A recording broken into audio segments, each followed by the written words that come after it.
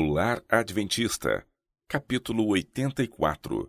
Como influenciar os juvenis em relação às recreações. Normas rebaixadas.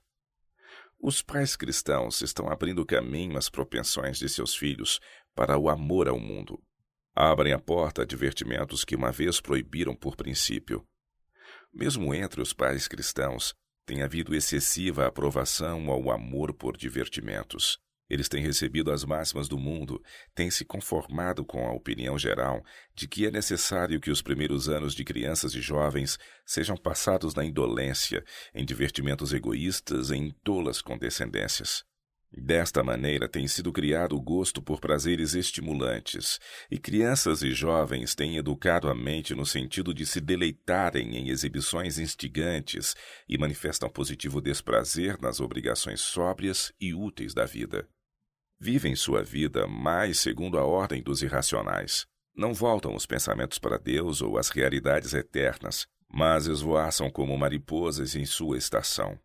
Não agem como seres sensíveis cuja vida pode ser medida com a vida de Deus e que a eles são responsáveis por cada hora de seu tempo. As mães devem orientar.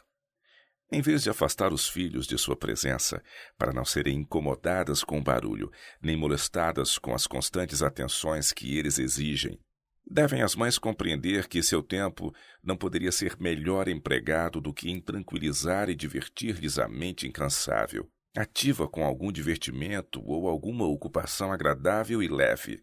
A mãe será amplamente recompensada pelos esforços que fizer e o tempo que despender em imaginar distrações para os filhos. As crianças amam a associação. Elas não podem, como coisa geral, divertir-se sozinhas. E a mãe deve sentir que, em muitos casos, o lugar dos filhos quando estão em casa é o aposento que ela ocupa. Assim, ela pode tê-los sob as vistas de maneira geral e estar em condições de endireitar pequenas desavenças quando lhe pedirem e corrigir hábitos errôneos ou a manifestação de paixões egoístas e dirigir-lhes a mente na direção certa. Aquilo que as crianças apreciam, elas entendem que a mãe também aprecia, e para elas é perfeitamente natural consultar a mãe em seus pequenos problemas. E a mãe não deve ferir o coração de seus sensíveis filhos, tratando o assunto com indiferença ou recusando-se a preocupar-se com essas pequenas questões. O que para a mãe pode ser de pouco valor é de grande importância para eles. E uma palavra de orientação ou a de advertência no devido tempo se provará muitas vezes de grande valor. Não recusar recreações inocentes. Por falta de tempo e de ideia, muita mãe recusa a seus filhos algum inocente prazer, enquanto os dedos atarefados e os fatigados olhos se empenham diligentemente em qualquer obra destinada a mero adorno, qualquer coisa que, na melhor hipótese, servirá unicamente para animar a vaidade e a extravagância em seu jovem coração. Ao aproximarem-se os filhos da adolescência, estas lições dão frutos em orgulho e ausência de valor moral. A mãe aflige-se com as faltas dos filhos, mas não compreende que a colheita que está tendo é o fruto da semente por ela própria plantada. Algumas mães não são uniformes no tratamento de suas crianças. Têm às vezes condescendências que lhes são nocivas e de outras vezes recusam qualquer inocente satisfação que tornaria deveras feliz o coraçãozinho infantil. Assim fazendo, elas não imitam a Cristo. Ele amava as crianças, compreendia-lhes os sentimentos e interessava-se por elas, fosse em seus prazeres, fosse em suas provações. Como a senhora White disciplinou seus filhos. Quando as crianças pedirem para fazer parte deste grupo ou reunir-se a algum outro para uma reunião de divertimento, dizei-lhes: não posso permitir que vão, filhos. Assentem-se aqui e lhes direi por quê. Estou construindo uma obra para a eternidade para Deus. Deus os entregou a mim e os confiou a meus cuidados. Estou posta no lugar de Deus para vocês, meus filhos.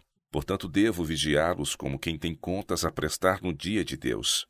Querem vocês que o nome de mamãe apareça nos livros do céu como alguém que falhou no desempenho de seus deveres para com os filhos, ou que tenha permitido ao inimigo ocupar o terreno que ela devia ter ocupado?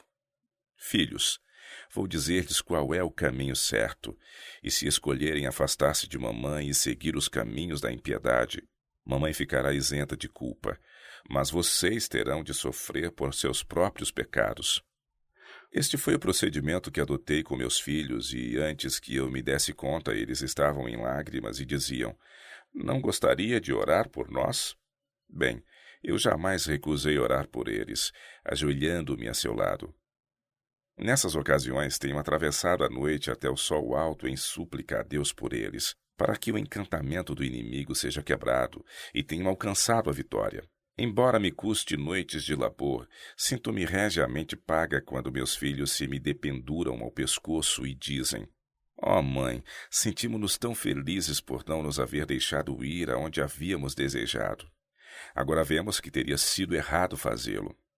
Pais, esta é a maneira como deveis agir, com convicção. Tendes de empenhar-vos neste trabalho, se esperais salvar vossos filhos para o reino de Deus." Problemas perturbadores da adolescência. No atual estado da sociedade, não é fácil tarefa restringirem os pais aos filhos, instruí-los de acordo com a norma bíblica do direito. Os filhos tornam-se muitas vezes impacientes sob a restrição, querendo fazer a própria vontade, indo e vindo segundo lhes apraz. Especialmente da idade de 10 a 18, são propensos a julgar que nenhum mal pode haver em ir a reuniões mundanas de jovens companheiros. Mas os experientes pais cristãos podem ver o perigo. Estão familiarizados com o temperamento peculiar dos filhos e sabem o efeito dessas coisas em seu espírito e, levados pelo desejo de que se salvem, devem mantê-los afastados desses excitantes divertimentos. Vigilância após a conversão. Quando os filhos decidem por si mesmos abandonar os prazeres do mundo e se tornarem discípulos de Cristo, que peso é tirado do coração desses pais cuidadosos e fiéis. No entanto, nem então devem cessar os esforços de sua parte. Esses jovens apenas começaram com sinceridade a luta contra o pecado e contra os males do coração natural e precisam, em sentido especial, o conselho e o vigilante cuidado dos pais. Como proteger os filhos? Quantos pais há que lamentam o fato de não poderem conservar seus filhos no lar, o fato de não terem esses filhos amor pelo lar? Logo no começo da adolescência, têm eles manifestar o desejo da companhia de estranhos e tão logo se tornam suficientemente crescidos, rompem aquilo que lhes parece o cativeiro de uma restrição irrazoável e não ouvem quer os conselhos do pai, quer as orações da mãe.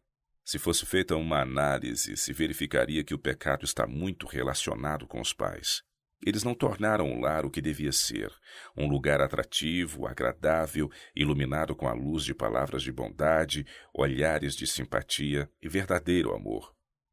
O segredo da salvação dos filhos está em fazer vosso lar agradável e atrativo. A condescendência da parte dos pais não ligará os filhos nem a Deus e nem ao lar, mas uma influência firme e piedosa no devido treino e educação da mente poderia salvar muitos filhos da ruína. É dever dos pais vigiarem o sair e o entrar de seus filhos. Devem estimulá-los a apresentar-lhes incentivos a serem atraídos ao lar e que façam ver o interesse que os pais neles têm. Os chefes de família devem tornar o lar aprazível e alegre.